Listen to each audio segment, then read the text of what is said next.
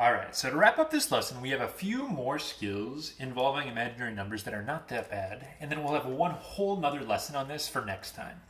But we established what an imaginary number was, and I gave you that analogy of having a different planet of numbers. Real numbers are like their own planet right here. Imaginary numbers are like aliens living on another planet. So we need a new word for like everything. Because before this lesson, when I talk about like all numbers, you could have said real numbers, and that would mean literally everything you knew. But imaginary numbers are not real numbers. So picture, to continue my analogy right here, I'm looking for like what a word, if this is a planet and this is a planet, what would a word for like this whole universe be of both planets living together happily? That is actually called the complex number system. So the complex number system is the real number system and the imaginary number system united in one. And we're going to learn how to do a few basic operations on complex numbers.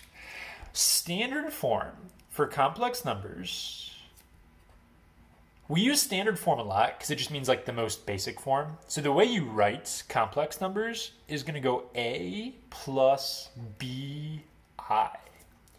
A is going to be a real number, and then the BI part is your imaginary parts. And it's real and imaginary numbers joined together in one. So you can see down here at the bottom, I have two simplify problems with two separate complex numbers. Now, you have never in your life added or subtracted complex numbers like we are here and here. But I am willing to bet that if I made you try this, you could get it right. Because it's just going to use parenthesis operations that I taught you guys earlier on in the chapter. I would distribute a 1. Nothing changes. I would distribute a 1. Nothing changes. And then I just combine like terms. So I'm going to get 17, 14, 4 and 13. And negative 6, negative 8 make a negative 14i. Done. That's standard form. A is 17, B is negative 14. So this is called a complex number. It's an imaginary number and a real number joined together. On my second problem, I would still distribute a 1, but then I would have to distribute a negative 1 on my second guy. And don't forget that would turn this to a positive 3i. And if you combine like terms, we're going to get negative 15 plus 4i. Most math operations on complex numbers aren't that bad to do. They're just learning the new rule, but the math itself isn't that scary. All right, final skill for this lesson. We are going to learn how you graph a complex number. So, if I ask you to graph a number, like I say, hey, graph me the number 4. What we would do is we would graph it on a number line. I would have 0 in the middle right here, and I would go 1, 2, 3, and I would put a dot at 4, no big deal. Not a big deal at all. But let's say instead of just graphing a number like 4, or like negative 2.7, or like negative 3 and pi, just whatever, pi, something like that. Instead of graphing a real number, I'm going to slap an I on this, and I'm going to graph 4 plus 2i. Well, this becomes a lot trickier because I doesn't have a value. So I'm taking 4, and I'm adding something without a value. Well, normally, when we graph, we have just this one axis right here. Real numbers can all fit on a number line. But what we're going to do when we introduce the imaginary numbers is we're going to act like there's this second axis floating off of our real axis. So instead of an x and a y, we're going to have a real axis and we're going to have an imaginary axis. So if I have a 4 plus 2i, on the imaginary axis, we go in increments of I. So that'd be like a 1i, a 2i, a 3i, negative 1i, etc. So a 4 plus 2i is basically going to be a dot. It's like graphing an ordered pair almost, but it's like a dot that's floating above the number line. So back when you were in like elementary school and you were first learning about number lines, technically you always had this ability to like float off of the number line with an imaginary number. It's just obviously we don't teach that to like little kids. If you had something with a, like it's not even, you guys probably get the idea here. I don't need to do a bunch of examples, but like let's say I just had -3i, no plain number on it. It would be 0 minus 3i. It'd be like a dot there.